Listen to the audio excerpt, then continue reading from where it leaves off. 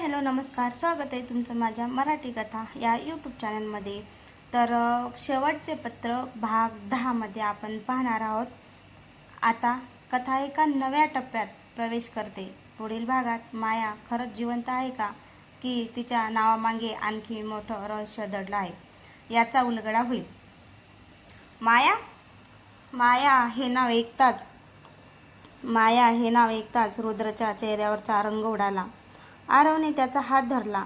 रुद्र, सत्य सांग, माया कोण होती? रुद्र काही क्षण शांत राहिला. त्याने खोल श्वास घेतला. 10 वर्षापूर्वी मी एका गुप्त मिशनवर होतो. माझ्यासोबत 2 जण होते, मी आणि माया. सई एकाग्रतेने ऐकत होती. माया फक्त माझी सहकारी नव्हती, ती माझी सर्वात विश्वासू मैत्रीणसुद्धा होती. आम्ही एकत्र देवराजच्या संघटनेचा पर्दाफाश करणार होतो. मग काय झालं? आरवने विचारलं. रुद्रचे डोळे पाणावले. मिशनच्या शेवटच्या दिवशी आमच्यावर हल्ला झाला, स्फोट झाला आणि मी स्वतः मायाला त्या आगीत हरवताना पाहिलं. खोलीत काही क्षण शांतता पसरली. मग पत्रात तिचं नाव कसं? सईने विचारले. तेवढ्यात बीप बीप बीप रुद्रचा लॅपटॉप स्वतःच सुरू झाला. स्क्रीन काळी झाली. हळूहळू एक व्हिडिओ दिसू लागला. एका स्त्रीची सावली आणि मग तिचा चेहरा स्पष्ट झाला. रुद्रच्या हातातून लॅपटॉप जवळजवळ निसटला. माया. स्क्रीनवरील स्त्री शांतपणे बोलू लागली. रुद्र, जर तू हा व्हिडिओ पाहत असशील तर याचा अर्थ खेळ शेवटच्या टप्प्यात पोहोचला आहे. आरव आणि सई स्तब्ध झाले. मी जिवंत आहे हे शब्द ऐकताच तिघांच्याही अंगावर काटा आला. देवराजने मला मारलं नाही, त्यांनी मला कैद करून ठेवलं. अनेक वर्ष मी त्याच्या तावडीत होते, पण आता मी सुटले आहे. व्हिडिओ अचानक बंद झाला. त्याऐवजी स्क्रीनवर एक पत्ता दिसला. Black fort, sector 9. रुद्रने लगेच तो पत्ता ओळखला. हे अशक्य आहे का? आरवने विचारले. रुद्र म्हणाला, ब्लॅक फोर्ट 10 वर्षापूर्वीच उद्ध्वस्त झाला होता. तेवढ्यात अन्वी पुढे आली. नाही. सगळे तिच्याकडे वळले. मी शांत आवाजात म्हणाले, ब्लॅक फोर्ट अजूनही अस्तित्वात आहे आणि देवराजचं खरं मुख्यालय तिथेच आहे. देवराज, जो अजूनही जखमी अवस्थेत जमिनीवर बसला होता, मोठ्याने हसू लागला. तुम्हाला वाटतंय तुम्ही जिंकत आहात? तो हसतच म्हणाला. खरा खेळाडू अजून तुमच्यासमोर आलेलाच नाही. आरवने त्याच्याकडे रोखून पाहिलं. म्हणजे? देवराजच्या ओठावर पुन्हा तेच गुड हास्य उमटलं. मी फक्त एक प्यादा आहे. हे ऐकताच रुद्र, आरव, सई आणि अन्वी सगळेच अवाक झाले. जर देवराज प्यादा होता, तर या संपूर्ण खेळाचा खरा सूत्रधार कोण होता?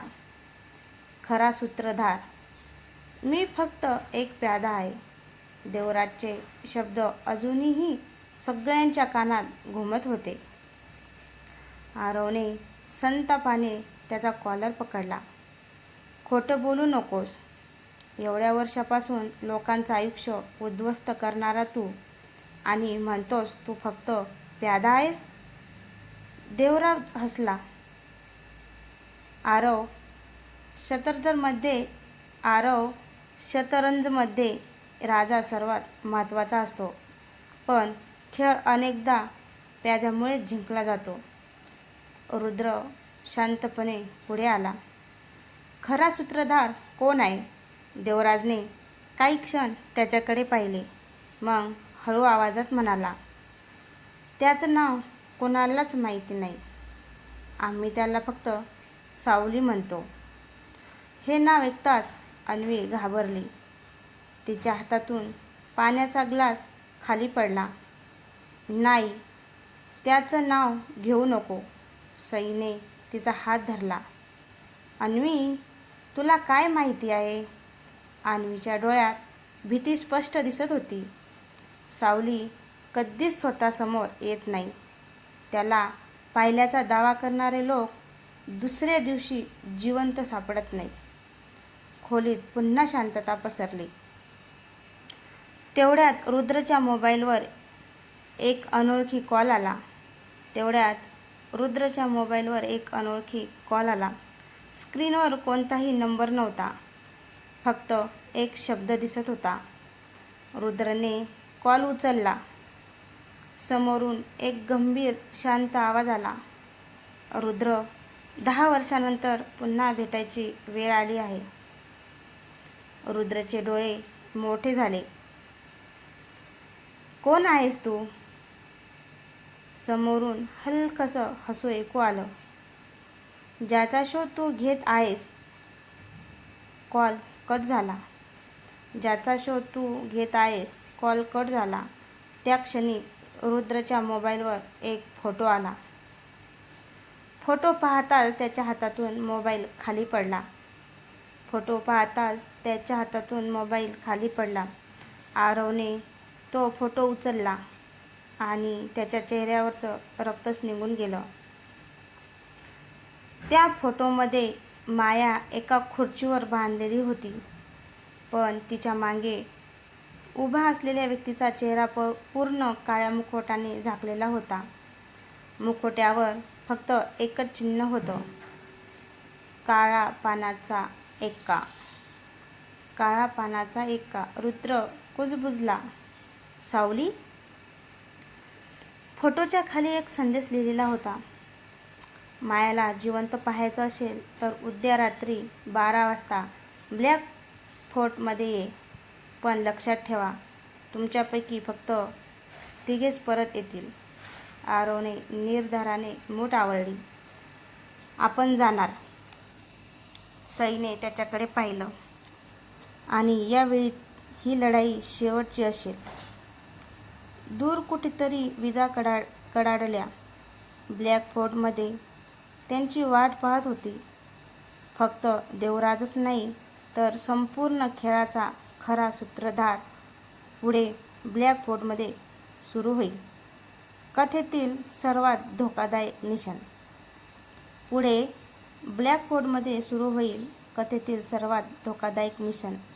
रात्रीचे 12 वाजायला 5 मिनिटे बाकी होती. डोंगराच्या माथ्यावर उभा असलेला ब्लॅक फोर्ट काळोखात अधिकच भयावह दिसत होता. विजांच्या चमकामध्ये त्याच्या मोडकळीस आलेल्या भिंती जणू एखाद्या राक्षसासारख्या भासत होत्या. आरव, सई, रुद्र आणि अन्वी सावधपणे किल्ल्याच्या मुख्य दरवाजापाशी पोहोचले. दार आपोआप चर्र आवाज करत उघडलं. कोणीही आत नव्हतं. पण आतून एक आवाज घुमला. स्वागत आहे तुमचं. चौघेही सावध झाले. आत पाऊल टाकताच मागचं दार जोरात बंद झालं.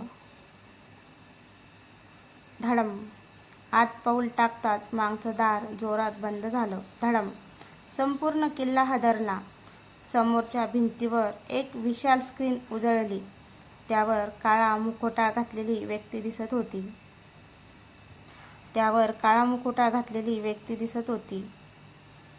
तोच सावली. त्याचा आवाज शांत होता. तुम्ही इथपर्यंत पोहोचलात. याचा अर्थ तुम्ही अपेक्षेपेक्षा जास्त हुशार आहात. आरव संतापाने म्हणाला. मायाला सोड. सावली हलकसं हसला. ती जिवंत आहे. पण किती वेळ हे आता तुमच्यावर अवलंबून आहे. अचानक किल्ल्याच्या जमिनीला तडे जाऊ लागले. 4 वेगवेगळे लोखंडी दरवाजे उघडले. स्क्रीनवर संदेश झळकला. विश्वासाची परीक्षा, सावली म्हणाली. लेवल 1 विश्वासाची परीक्षा, सावली म्हणाली. या 4 दरवाजामधून फक्त एकच दरवाजा योग्य आहे. चुकीचा दरवाजा निवडला तर आज स्फोट होईल. सईने कुजबुजत विचारले. आपण काय करू? रुद्रने आजूबाजूला पाहिलं. अचानक त्याच्या नजरेस भिंतीवर कोरलेली एक ओळ दिसली. जिथे सत्य असतं तिथे सावली नसते. तो क्षणभर विचारात पडला. मग त्याने टॉर्चचा प्रकाश प्रत्येक दरवाजावर टाकला. 3 दरवाजासमोर स्पष्ट सावली पडत होती, पण 4थ्या दरवाजापाशी सावलीच नव्हती. 3 दरवाजासमोर स्पष्ट सावली पडत होती, पण 4थ्या दरवाजापाशी सावलीच नव्हती. रुद्रच्या चेहऱ्यावर आत्मविश्वास उमटला. हा दरवाजा? आरवने विचारले. खात्री आहे. हा दरवाजा? आरवने विचारलं. खात्री आहे, रुद्र म्हणाला. पत्रातला पहिला संकेत हाच होता. चौघांनी दरवाजा उघडला. आत एक लांब अंधारा मार्ग होता. ते पुढे चालत गेले. अचानक मागचा दरवाजा बंद झाला आणि समोर एक काचाची खोली उजळली. त्या खोलीच्या मध्यभागी हात-पाय साखळदंडांनी बांधलेली माया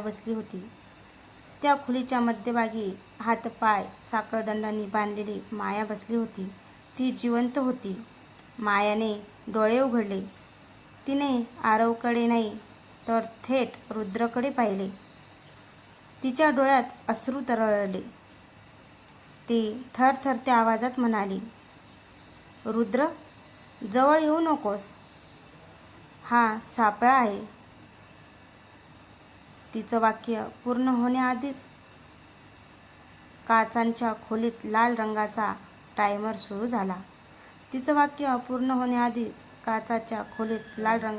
सुरू झाला.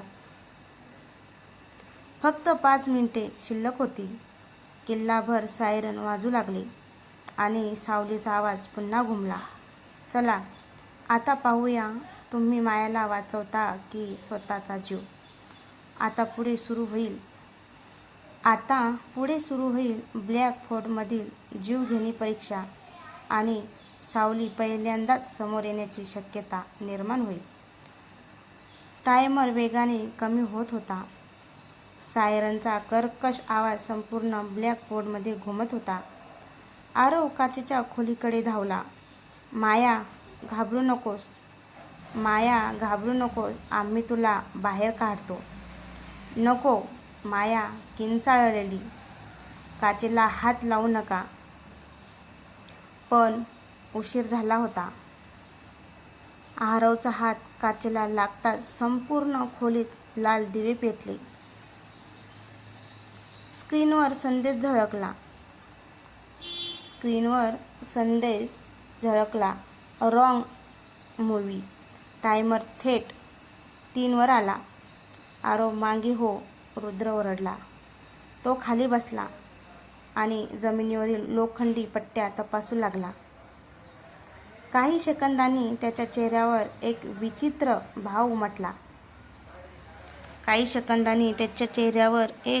विचित्र भाव उमटला. हे बघा. जमिनीवर कोरलेली 4 अक्षर दिसत होती. LARM. सईने विचारले. याचा अर्थ काय? रुद्र हळूच म्हणाला. ही अक्षर नाहीत. हा कोड आहे. अन्वीने लगेच भिंतीवरील जुन्या नकाशाकडे बोट दाखवलं. त्या 4 लिव्हरकडे बघा. समोर 4 लोखंडी लिव्हर होते. त्यावरही तीच अक्षरं कोरलेली होती. रुद्र विचारात पडला होता. अचानक त्याला शेवटचं पत्र आठवलं. पत्रात लिहिलेली ओळ. सत्य सरळ दिसतं, पण उत्तर नेहमी उलट दिशेला असते. सत्य सरळ दिसतं, पण उत्तर नेहमी उलट दिशेला असतं. उलट, तो मोठ्याने म्हणाला. MRAI या क्रमाने ओढा. आरव, सई आणि अन्वीने एकाच वेळी लिव्हर ओढले. क्षणभर संपूर्ण किल्ला हादरला. काच हळूहळू वर सरकू लागली. माया मुक्त झाली. ती बाहेर येताच रुद्रने तिला घट्ट मिठी मारली. 10 वर्षांनंतर दोघे पुन्हा समोरासमोर उभे होते. पण त्यांचा तो क्षण फक्त काही सेकंद टिकला. संपूर्ण हॉल अंधारात बुडाला. एकामागून एक दिवे बंद झाले आणि अचानक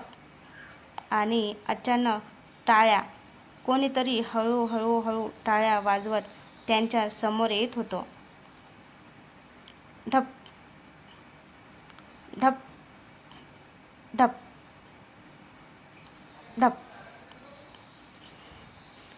काळ्या कोठातली एक उंच व्यक्ती प्रकाशात आली. त्याच्या चेहऱ्यावरचा काळा मुखवटा अजूनही होता. शाब्बास, त्याचा आवाज संपूर्ण हॉलमध्ये घुमला. 10 वर्षात पहिल्यांदाच कोणीतरी माझी पहिली परीक्षा पार केली होती. आरवने बंदूक रोखली. तूच सावली आहेस. त्या व्यक्तीने काही उत्तर दिलं नाही. त्याने हळूहळू मुखवट्याकडे हात नेला आणि तो काढून टाकला. चेहरा दिसताच रुद्रच्या हातातून बंदूक खाली पडली. सई स्तब्ध झाली. आरवच्या तोंडून शब्द फुटेनाच झाले. कारण त्यांच्या समोर उभा होता तो रुद्रचा मोठा भाऊ अर्जुन, ज्याचा मृत्यू 15 वर्षांपूर्वी झाल्याचं संपूर्ण जग मानत होतं. अर्जुन शांतपणे हसला. स्वागत आहे लहान भाऊ. खरा खेळ आता सुरू होतो. आता कथा तिच्या सर्वात मोठ्या वळणावर पोहोचली आहे. पुढील भागात अर्जुनने स्वतःला मृत का घोषित केलं, तो सावली कसा बनला आणि शेवटचं पत्र यांच्याशी त्याचा नेमका काय संबंध आहे, याचा उलगडा होईल.